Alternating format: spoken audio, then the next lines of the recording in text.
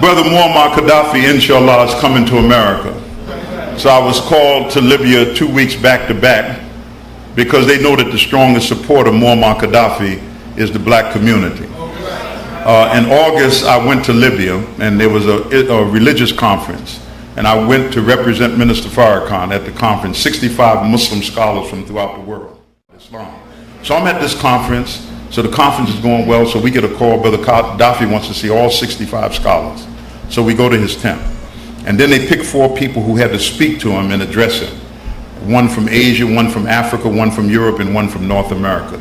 By default, I ended up being, because I was the only one from North America. And plus, you know, my relationship with them over the years.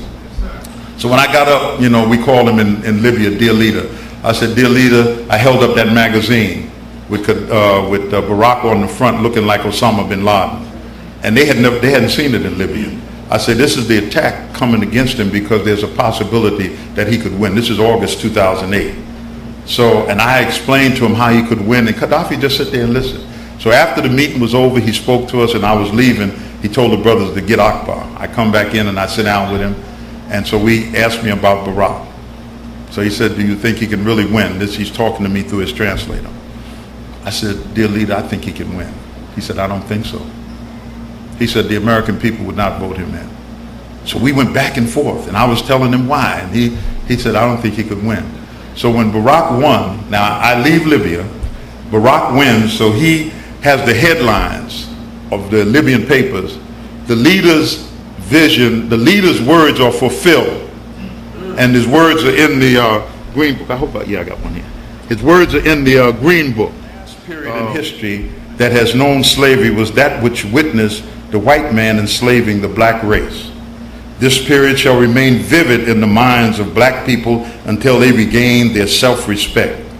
This tragic historical phenomena that is painful to remember, and black people's psychological search for a satisfactory way to deal with this past and to regain their self-respect, is a psychological incentive that cannot be disregarded in the movement of the black race to avenge itself and triumph.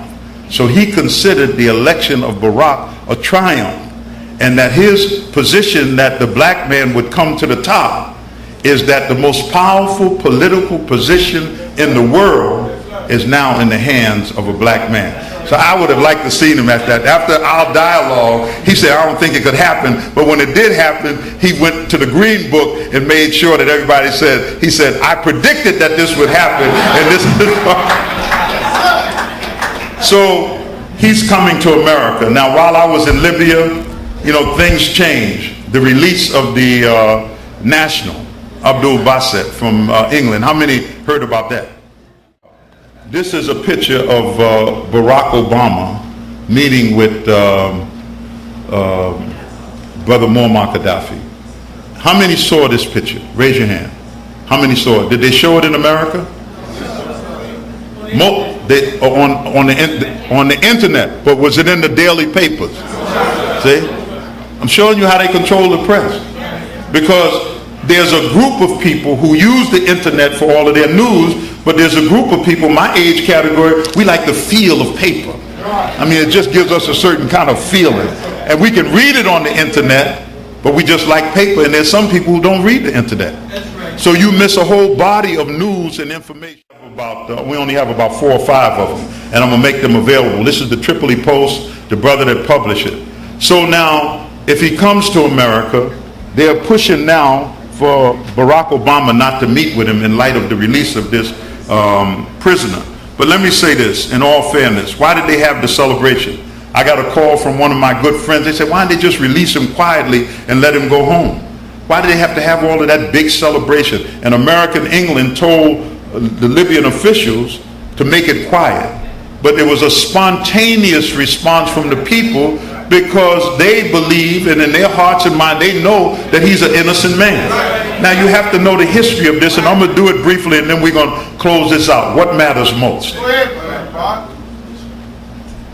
When the Vincennes shot down an Iranian Airbus with 272 Hajis on it over the Gulf, right between Dubai and the Iranian coast, and they said it was a mistake.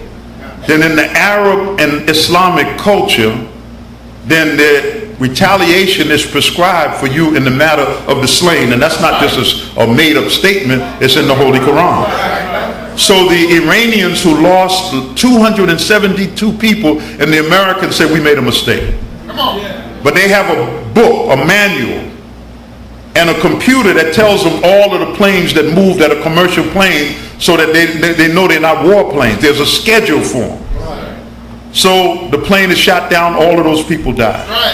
So the Iranians demanded retaliation or blood money. And those who know Arab culture, you know what I'm talking about. So when it first happened, a whole story on this was in Newsweek magazine. 2 books were written on it. On the Trail of the Octopus, you look them up. On the trail, one of them they banned from America. So it said that the Iranians paid $10 million to a group to take this plane off. And I don't want to go into the group and whatnot, you know, because I know that I'm being recorded. And so they paid a group. This group they feel, and the Americans feel, were the ones responsible for Pan Am 103. Because, you know, they have a belief, you kill my dog, I kill your cat. Okay? So they took the plane down, but the convenient country to blame was Libya. 2 men were put on trial. It's almost like the death of Malcolm. At that Audubon ballroom, 2 men were taken into prison. One was shot, wounded in the leg, Talmadge Hainer, and another one that the police arrested. Go back and get the New York Times from that day, the next day, February the 22nd, 1965. But the other man disappeared completely. You never heard about him again. What happened to him? Where was he at? Was there some kind of conspiracy and they needed to get him out of the picture? So 2 men were charged. Now how could 2 men in their indictment say that these 2 men are Libyan intelligence agents, they're guilty, but the Scottish court found one innocent and sent the other to prison for natural life? Then when I was in Libya, now I was there the day that he came in, just Thursday of this week. I left the next morning, Friday, and the man got prostate cancer because of what his treatment in prison. It's like Kwame Ture. Kwame was walking around with it. At 57 years old, we lost him because he wasn't diagnosed properly. If they would have caught it earlier, he could have been treated and he may still be with us this day. But they just let it go until the cancer went through his body. But the other thing is that the battle for 44 billion proven reserves of oil that Libya has, the largest amount of oil in all of Africa, and maybe larger than oil in a lot of Middle East countries, America and Britain are fighting over that oil. So the British, 2 British prime ministers went to see Gaddafi. Tony Blair and Brown. And they say, and you can read it now because it's all over and they're trying to backtrack it, they say it was an oil deal. The Libyans say every time they came to negotiate, they brought up their prisoner. We'll do business with you on this oil, but you got to send our national back home. Even if he comes home to go to prison, we don't want him to spend the rest of his life in a Scottish jail because we believe that he is innocent. So the oil deal, even though this Judge McCaskill say he takes full responsibility, Gaddafi's son Saif, who's a young guy, he said that it was a deal that we made and that's why they freed him, so that they would have access to the oil over the Americans. You say, would they do something like that? They sent 4,500 young boys to their death in Iraq over oil, not over Saddam Hussein, not over whether he had nuclear capability, because after 9/11 they wanted to kick Saudi Arabia to the curb, but Saudi has given us so much oil and you can't kick Saudi to the curb unless you got another supply, and the most proven reserve of supply of oil that equals Saudi Arabia is in Iraq. So 4,500 young Americans went to their death in Iraq over what? Not over Saddam Hussein was going to bomb America, not that he was involved in 9/11, but because they wanted the oil reserve. So do you think that they are beyond that? They are not beyond it. And that's why President Obama came in and saying that is a war that should have never been fought, a war we should have never been in, and I'm drawing the troops out of it. He can't say all of it because he got to protect the interests of America, but in reality the war in Iraq and the death of those young Americans was over the oil. That's why when they bombed Baghdad, the only building remained intact was what building? The Ministry of Oil. They didn't want to touch that because they wanted to continue that oil flow. But it ricocheted and backfired on them. Now they're in a quagmire and they want to get out of there. So Africa becomes the target for the oil, and Libya is number one. So they have to smooth these relationships. What matters most? But you got to be up on the news. And why do you have to be up on the news? Akbar, that's not important. I just read my Quran. There's a Chinese proverb that says, "Oh God, save me from the man or woman of one book." Okay? So all you got is one book, and you're so narrow. Even those who read the Quran read a hadith to bring some balance to what they read. So in this article, Remnick wrote about the Joshua. It's a very beautiful article. He's running through Barack's life, and he reaches this point about Barack's reading and the reading that made an impression on him. He said that he read W.E.B. Du Bois, Langston Hughes, James Baldwin, and then he gives a description. This is an excellent part in the article. He said one retreated to Harlem, to the bowels of Harlem, Langston Hughes. Another retreated to Europe, James Baldwin, going to France. Another retreated to Africa, W.E.B. Du Bois went to Ghana where he died. He said, but all of his reading, Barack said the book that made the greatest impression on him was Malcolm X's autobiography.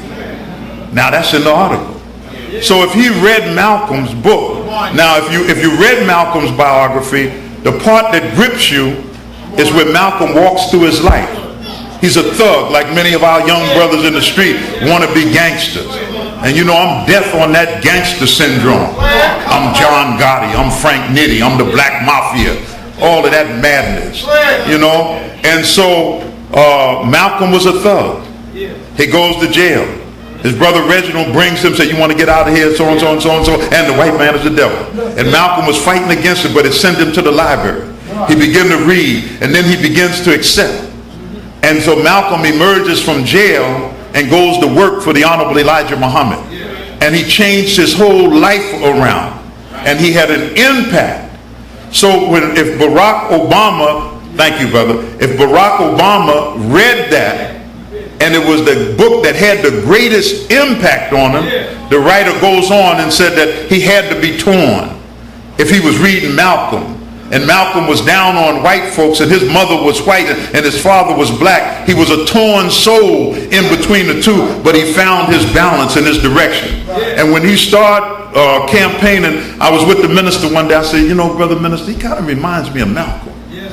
And the minister said, well, Akbar, don't you be saying that publicly now. This was during the campaign. Say white folks are already afraid of him. But now look at it. Look at, he's left-handed, but look at the finger. Malcolm with his finger. Right, Kareem? Right, his Malcolm with that finger. Okay? Malcolm doing this here. Then that smile. And he walks like a brother. You know, sometimes when brothers get educated, they start shortening. But Barack walks like this. So this is what's in him. So now, because he's not saying reparations now, you understand, and wearing a dashiki and got his fist in the air, this is a sophisticated game. But what he needs is your backing.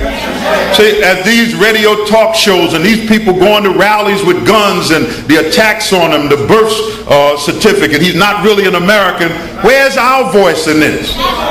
Where's our press conferences and saying that we feel that there are people who are racist in America and they're upset that they got a smart man in the White House? At least, listen, at least we got a president that carries a book and reads. We had a president for 8 years that didn't read nothing. His wife had to teach him how to say Chechnya, had to show him where to go in the world.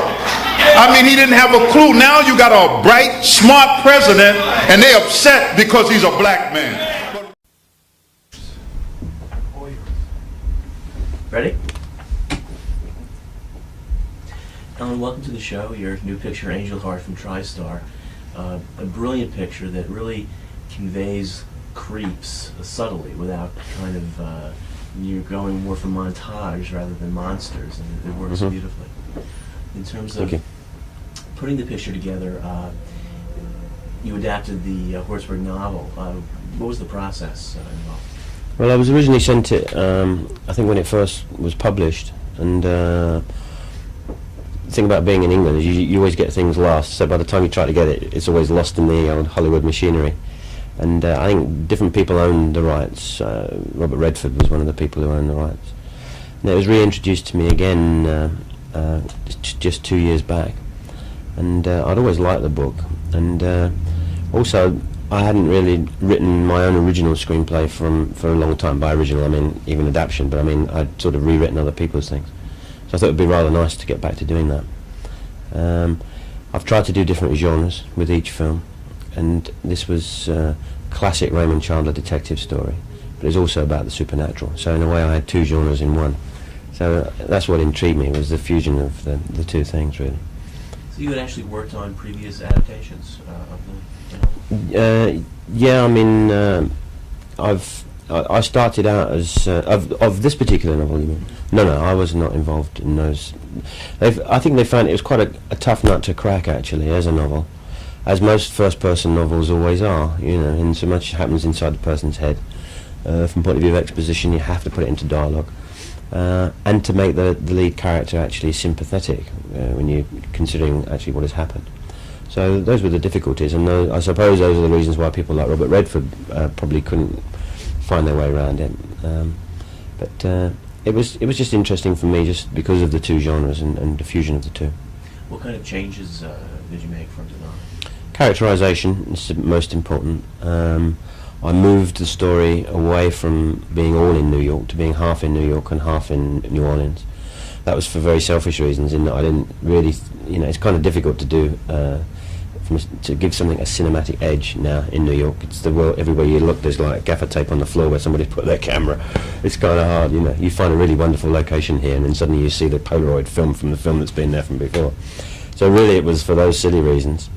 Also, a lot of the actual leads within the novel itself went down to New Orleans, and I think it was a way for me to open it up and to just give a different look more than any other reason. Those are basically the things that I changed. The heart of it I kept the same, although I did change the title. Some of the visual motifs, the gates, the fans, was that something you incorporated into? Yeah, that was something that I'd got from just... That wasn't in the book. The fan I used as a portent of death each time. It was just an image that I kept seeing everywhere in New Orleans, and I used it even here in New York. I've always been fascinated by just the graphic shapes that happen when you put light behind fans, and it was just happened. It happened to be a couple of times within a couple of the murders within the story, and then it sort of developed from there. It's almost that kind of symbolism, kind of like the original Scarface, where in the Mosque version, each murder is marked with some kind of X that it blends in there. I suppose so, yeah. I mean, sometimes you do things without ever knowing quite why you're doing them, subconsciously. I knew it was an image that I was repeating, and there was something quite macabre about it, and I couldn't say why. And in the end, it's totally aesthetic thing, really. I mean, there's no real intellectual justification for it, except that cinematically it works, and sometimes you never quite know why.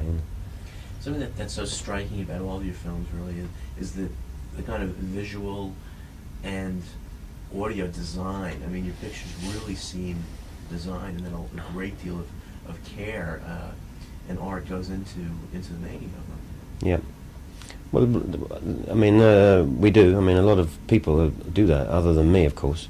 I'm the one who gets all the credit for it, ever since the French invented the auteur theory. And of course, directors are the ones who do the interviews, so we get all the credit. But a lot of very good people do it. I mean, wonderful editors and sound editors. And every tiny little element has had a lot of care put into it. It's nice when people notice the difference.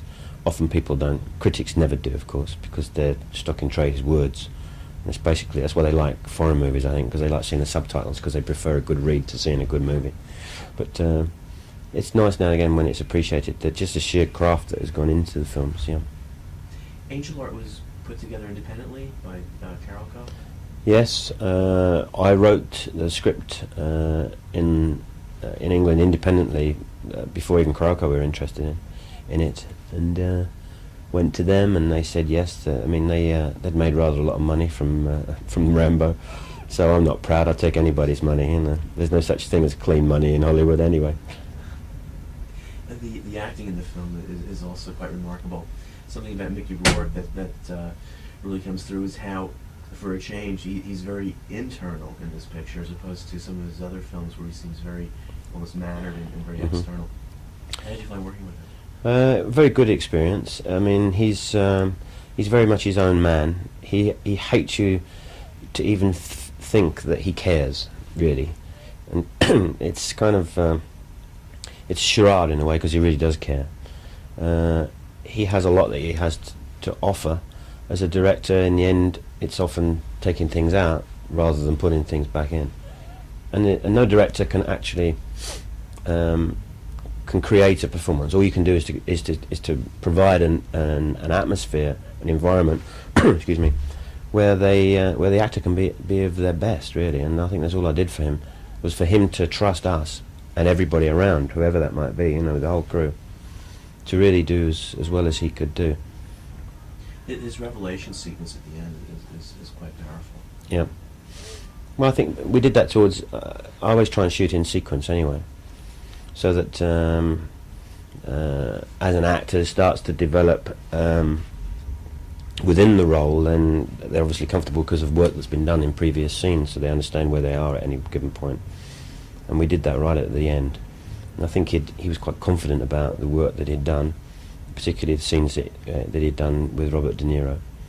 So I think he was quite happy with himself, and therefore ready to give a little more, you know. And again, it's to do with trust.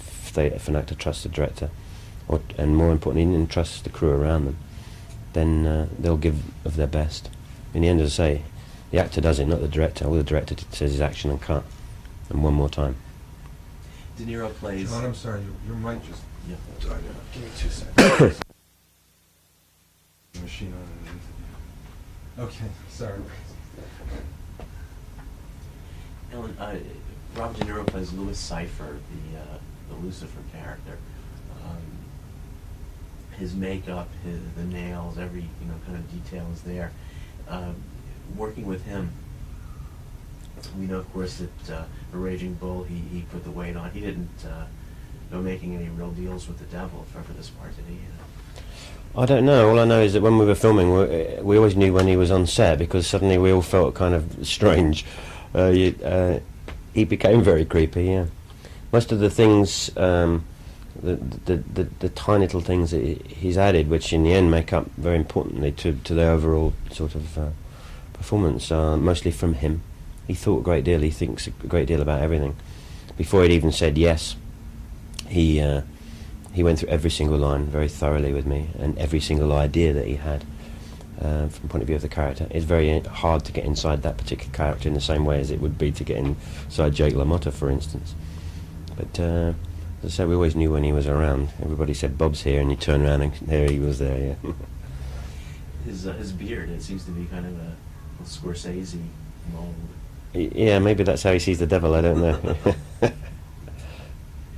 Did he do the picture after the mission? Was that Yeah. chronological? Yeah, yeah. The scenes between Mickey Rourke and Lisa Bonet, the sex scenes, have aroused a great deal of controversy. What's the latest on that? We had an appeal last week, which we won 6-5, that it should be an R and not an X. But apparently you'd need 2/3 majority to overturn their original X decision. But the 6-5 majority means that I have the right to appeal again, so the process carries on. It's still very general what it is they want me to do. If they actually want, what particular shot or whatever is to cut, there are no details of that whatsoever. So from my point of view, obviously I don't want to cut anything. The film was made with maximum integrity. It's not an exploitation picture, and there is nothing really from a violence point of view that hasn't been seen in some films, and from a sexual point of view, I don't think. It's how it's been done or the combination of the two. I don't know. It's very difficult to tell. I mean, the lovemaking scenes in Officer and a Gentleman seem to be much more explicit than those in Angel Heart yet.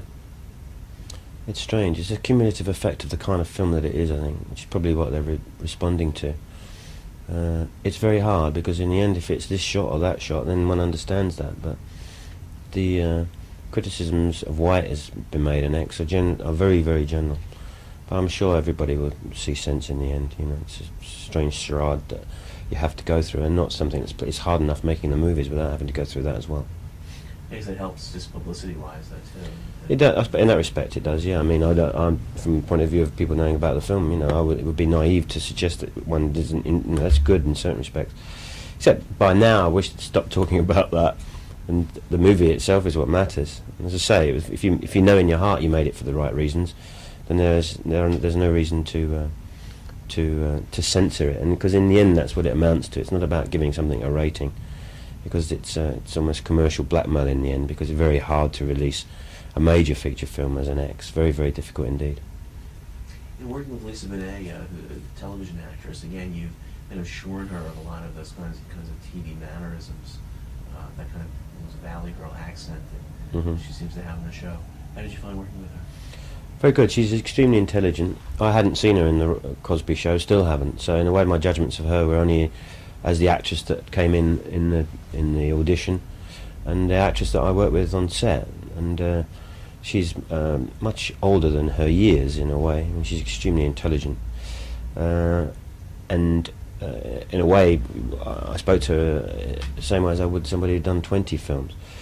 With regard to television technique against film technique, I never quite know. I mean, and I also don't know how other film directors work. So in the end, the things that I say are always intuitive to me, to what I believe.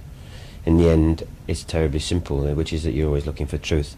So if caricature or mannerism gets in the way of the truth that you're trying to show on screen, that's the first thing that I will point out. And sometimes it was necessary to do that. But in the end, I come back to what I said with Mickey, is that if you create a situation that is special in itself, an environment for the film, then the actors will be at their best. And so there's nothing magical really, but as I said, because I wasn't really aware of what she'd done in the television programme, I don't think I was too nervous about taking those things out. I took it on its face value. Some of the sequences at Brother John's, Pastor John's. Pastor John's, were they actually filmed in Harlem? Or Yes, yeah. The locations seem very, very real throughout the film. Yeah, everything was filmed where it should have taken place, you know. I don't know why we do that sometimes. I mean, you know, you can be in a tiny little back alleyway or a back room somewhere, and you think, why are we here and not on a soundstage in Burbank, you know, or somewhere? Truthfully, it never looks the same, however brilliantly you art direct it. But to me, it's more than that. It's actually, I have to feel it, I have to smell it, in order for it to be real. Then the make-believe, which is what we're doing, is even more, I don't know, makes the make-believe believable. And I always feel comfortable in real locations, even though it's infinitely more difficult to do than being in the comfort of a controlled set. Do you have a particular philosophy regarding your films? I mean, an aim or a goal beyond providing entertainment? Well, you know, I mean, I work within the commercial cinema framework. I want my films to be seen by the maximum number of people. I don't want them to be seen by film critics and 6 intellectuals at a Cinematheque. That doesn't interest me. By the same token, I want to say more than just, you know, sit there and laugh and whatever. You want the film to stay with people afterwards. There are images in our films that you remember when you leave the cinema. Maybe you remember for further than that or longer than that. I think that I tried to have something which is a cinematic experience, which is not just another movie. Sometimes I succeed, sometimes I don't succeed, but I always try for it. It just seems to me the greatest crime is to make just another movie. You know. You work with Alan Marshall, producer. What's your relationship like, producer-director? Well, we've worked together for 20 years. As I have with my cinematographer and my production designer and editor. And if I film in England, I mean, it's many other people actually within the crew. And I'm comfortable with all those people. it's nice to make films with people that you know to be the best at what they do, but also those people are also your friends. Often we're away from home, and you need that kind of support. When they're that close, I've always thought that film directing is a crash course in megalomania anyway, and it's hard because everybody looks at you and you have to get it right every time. Of course you don't. The trick is to appear to be getting it right, you know. So it's nice to have around you people who are able to say things to you that you might not accept from other people. And with regard to Alan Marshall, he's so good as a producer, I believe, in that he cares about the film aesthetically and creatively as much as I do. His job is logistics. He doesn't interfere with creative decisions that I have to make. And he is brilliant at organising the film, so I never have to worry about that side of things. He's also an extremely good editor in his own right, so in post-production he's very good for me to have someone else that I can actually refer to. But it's not just Alan, it's all of them. In a way, it's, you know, the film process, whatever the French say, is made up of a lot of people doing good work, not just one person. And I'm very fortunate to have them, because I think the identity of my work is as much theirs as it is mine. Michael Saracen, Jerry Hamblin, the editor. Exactly, yeah. Michael Saracen is, you know, he's about to direct on his own now, which is inevitable. And, you know, I will encourage him to do so, but deep down you think, well, it's kind of strange for so many years to make films with the same person, and he'll probably have the same problem. Jerry, my editor, never fails to astonish me, really. Every single time he'll always add something that I haven't actually put there to begin with. He always says it's nonsense, you film it and he's only got this lump of celluloid here, it's either there or not. But in a way he always adds some tiny little thing, which is exciting because it means the creative process goes on and on and on, and it isn't just the director, it's there are many other people. There's some kind of editorial finessing. It is, I mean, well, first of all, you know, a lot of directors say, mostly with editors, you're just grateful that they haven't messed it up. Well, they've just put it together with, you know, as you actually, maybe as you intended. Sometimes, you know, directors like myself who do shoot an enormous amount of film, there are a lot of options, and often it's to do with choices and the taste of the editor as much as their actual skills, their dexterity, etc., those things. And after that, it's in the attitudes within the individual scene. Now, you can sit at the Moviola on the shoulder of every, you know, and cut every frame with the editor. Sometimes it's necessary to do that. Sometimes it's nice for me to leave the cutting rooms for a couple of hours and then go back. And then maybe it's taken it further or somewhere that I might not have thought about. Sometimes it's not right. Sometimes it's not how I intended at all. But a lot of the times, actually, there is an addition to what one's done, you know, and I find that very important. That's how I work anyway. On Angel Heart, did you, when you were designing the film visually, did you storyboard? No, I had a very I'd written it quite graphically as I was doing the screenplay, and I was going to direct it. So you write it for one's style, you know. We had done an enormous amount of research from the point of view of photographic material, and in a way it was more that which became the storyboard. I mean, I do draw quite a lot at times, but I try to avoid it because my theory is that storyboarding in a way is how they would make movies in Detroit. You know, sometimes you cannot be that specific. On certain things like special effects or very big action scenes, you have to storyboard those because there's too many people who need to know exactly what's going to go on. But in an emotional, dramatic scene does take on a life of its own. And I think however much you sort of block it out in your head, there's always something that you do differently. But so I try not to be too specific. On the other hand, probably you do have a storyboard in the back of your brain that you can either, each morning you go in and sometimes the shot is better than how you imagined it. A line can be read not quite how you hear it back here. And other times, totally it's changed because of the situation, you know, for the good often, sometimes not so good as you've imagined it. So they shooting a picture on location too, it would tend to... It's true, yeah. On the other hand, the locations were found but then created. I mean, there was as much work we probably did as much work on the street in Harlem and in the Lower East Side as we would if we'd have done the whole thing on a back lot. You know, there's a lot of detail and a lot of thing goes into it from the point of view of the production designers and set dressers. If you're doing a period piece, you know. And in a way, 55 is actually quite difficult to do sometimes it's easier to do, 1855 than it is 1955. Remember when we did Birdie, where I was, Philadelphia, we had to put back to like the sort of early 60s. Things have changed, but not much hadn't changed, So as you're getting rid of it's easy when it's 100 years ago because the errors stick right out, But sometimes it's more difficult when it's recent history. But there's a lot of work goes into it, and of course, it always looks as if you found that street just like that, What street was that? MediaWorks. It's I don't know. I'm the world's worst at Manhattan, down there somewhere. We changed the name of the street. That's why I can't remember where it was. In Chinatown. What were the steps that led to your directing feature films? Well, I wanted to write originally. I had no aspirations to be a director. To be honest, it was writing that I was most interested in. I grew up in England, came from a working class background in London, which makes it quite difficult with the very rigid English class system, which I won't bore you with. But I didn't go to university. And what I did do is to get into advertising, and the important thing about advertising in England is it's very egalitarian. So if you've got a few lines that are quite bright, they'll let you do it, And I was fortunate enough to be able to start as a copywriter. It was the early days of television commercials in England.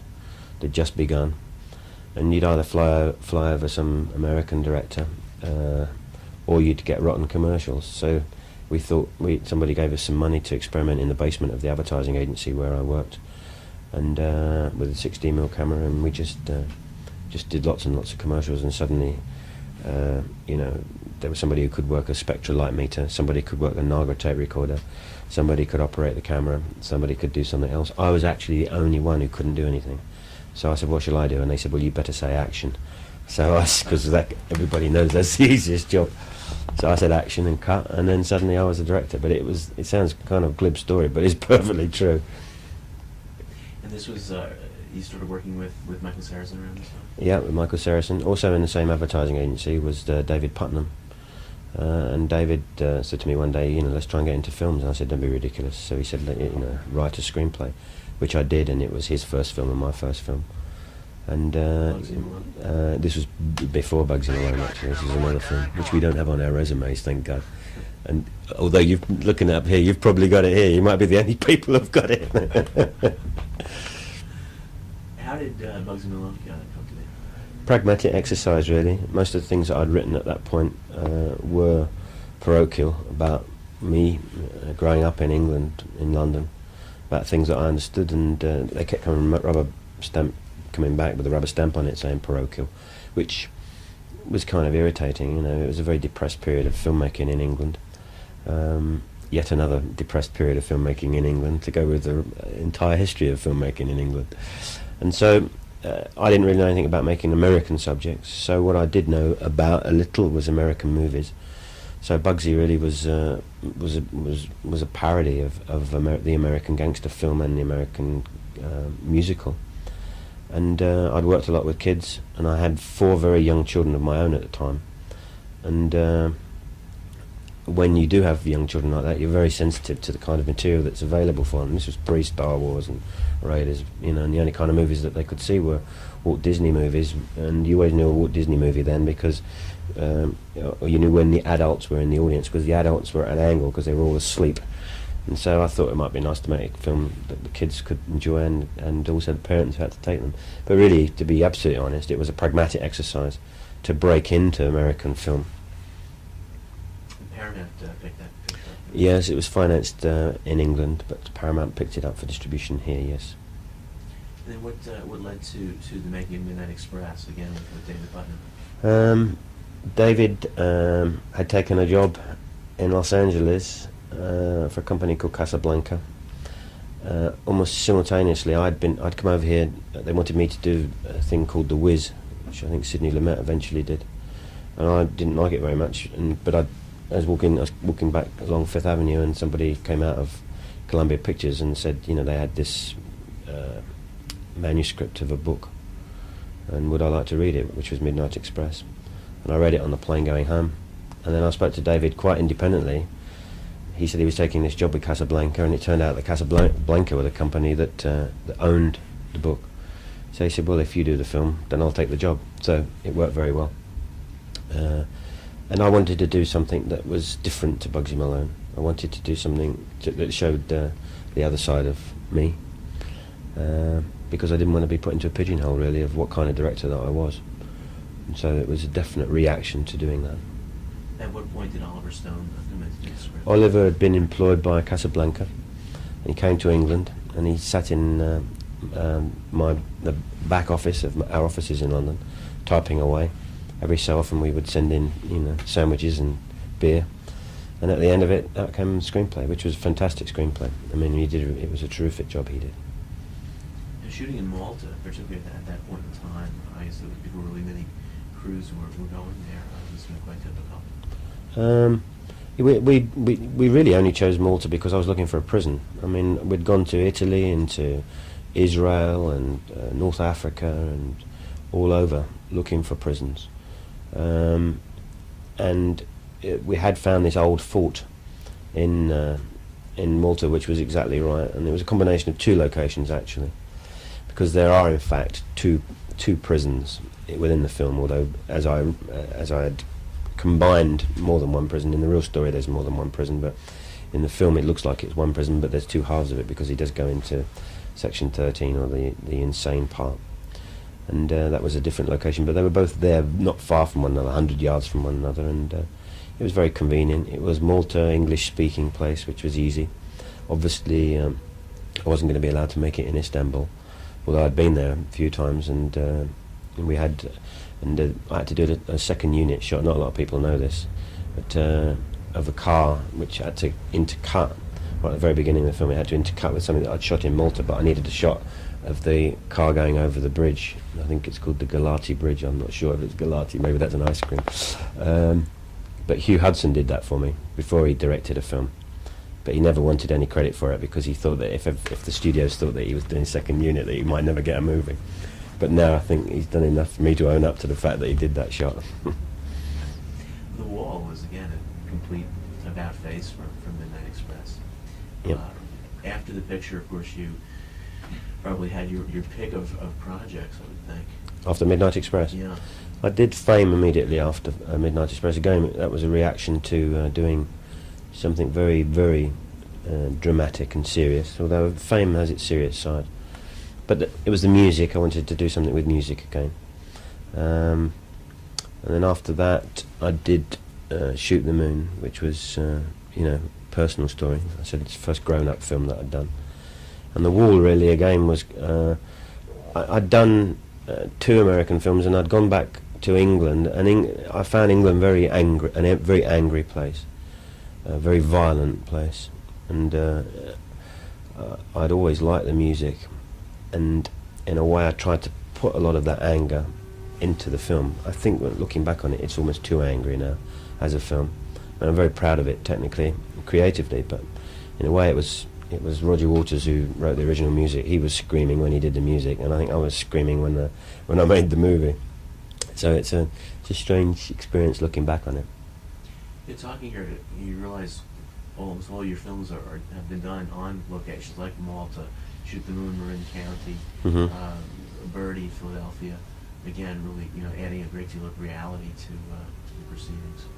Yeah, it would be a lot more convenient to shoot in the studio, but I don't know. I've never been able to overcome the phoniness of a studio situation. It's very nice to be able to film. I mean, I did a lot of The Wall. We did do at Pinewood Studios. It's nice to have that kind of control. It's more comfortable and more civilized as a filmmaking process, but in a way that might be it. There's something about the sort of masochism of being in some horrible street in Philadelphia that makes you feel the film a little more. It's not all make-believe. I personally can't do it that way. I have to be in the place before I can feel that what we have is truth, and that's what you're generally looking for.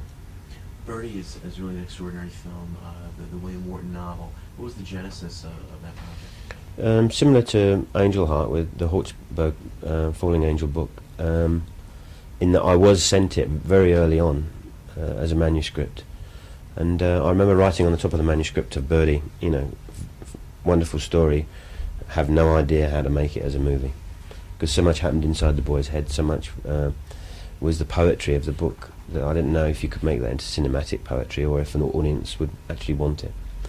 And I was then sent again a script that Jack Bear and Sandy Croof have made of written of Birdie, and I thought in a way it was actually quite interesting. They hadn't entirely solved the problems, but they had.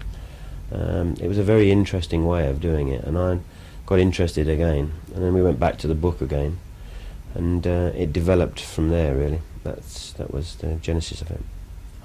Wharton, or whoever he is, did he have any creative input into the project? No, he sent me a videotape of Canaries,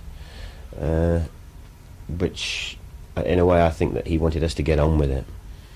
A film has to take on a life of its own, and although the book was obviously the beginnings of everything, and I hope this, I was truthful to the spirit of the book. It had to be a film, had to be its own thing. You can be too intimidated by a novel. I think he understood that he didn't have to be there. How did you achieve the flying sequences, subjective points of view? Well, the secret ingredient was going to be the new camera called the Skycam, which is, people probably know, is invented by the man Garrett Brown, who invented the Steadicam, which was an enormous advantage from point of view of tracking, in that you could strap it to a man's body. Skycam was meant to be an even greater evolution of that, in that it could fly, and therefore I could actually show the flight of a bird from a bird's point of view, which would be very exciting. As it turned out, we were probably a bit too soon in the evolution, and it crashed into the ground more often than it should have done, and then finally it didn't fly again. So a lot of the flying sequences that you see, the 90% of them, 95% were achieved with the Steadicam rather than this wonderful new invention. A lot of cheating and a lot of thinking on your feet. Now, you're based in England or in... Yeah, I live in London, yes. I live in London and I work in America. In France they call me the first of the jumbo jet directors, which sounds terrific, but it's not a lot of fun. It's interesting that, I guess, in the 60s, British cinema was so vital with Stanley Kubrick and Brian Ford and Anthony Harvey. That was at the point that you were working in advertising? Yeah, well, just starting, yeah. I guess the Putnam era, if you want to call it that. I wouldn't, but you can. It's really seemed to revitalize things, and yeah, well, I mean, we've always. I don't think it's been very different actually. Through the years, individuals have come along. What Putnam was, which was was that we actually, up to that point, we had actually generated, whatever the word is, many wonderful directors. I think, and always have from the beginning of film. What we've not ever done is no one ever wanted to be a producer, mainly because in England that's a kind of rotten thing to do. Putnam was the first one who was smart enough to actually think, well, actually you could be a producer, and you could also have creative integrity about being a producer, and you didn't have to just have a big posh car and a cigar. But I think that from the point of view of the directors have always been there. We also, in a way, it's not often made clear, is that because of the strength of our television, which is very good, certainly compared with American television, a lot of the good people go into television, particularly people who have political point of view to make. It's very hard to make a political film, a truly left-wing political film, for instance, within the Hollywood system. It would be almost impossible, I would think. And I think that there are a lot of very talented directors in England who do not want to go into the Hollywood system. That doesn't mean to say they can't work on film. They do work on film, all right. It's 16mm film, but it's still film. In any other country in the world it would be called film because they'd see it in the movies. But it's on television. So and I think that that's always been the backbone of what's happened in England. Do you think you'll do another picture with David Putnam now that he's in Columbia? Should do. I mean, I'm stupid not to take advantage of him being there. Because he's my friend, I actually value the friendship greatly. And one of the reasons that we've stayed friends is that we haven't really worked with one another, not since '78 or whenever it is. We haven't really ever agreed on anything, which is probably why we're friends as well. So I don't know. Wait, maybe one day. What's your next project? Something that gets me a PG rating. For Disney. I don't know about that. Well, Alan, best of luck with Angel Heart, and we'll look forward to seeing it in the theaters. Thank you very much. Terrific.